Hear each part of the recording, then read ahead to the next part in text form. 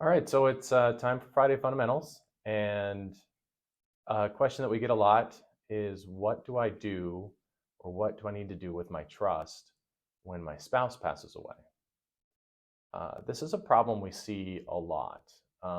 We will usually find this problem when the second spouse passes away and the kids bring in the trust and say, here's mom and dad's trust.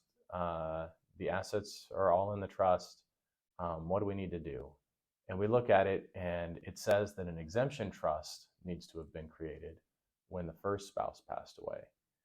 And then we'll ask them about that, and they say, "Well, we never did that, or mom never did that, or whoever the surviving trustee is never did that."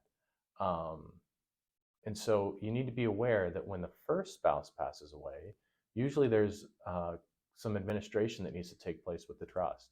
And usually that consists of at least looking at the trust and making sure that you do what the trust says, which has to do with creating maybe a bypass or what's called an exemption trust that uses the estate tax exemption of the deceased spouse, um, moving assets into a survivor's trust for the survivor, and into the bypass and exemption trust.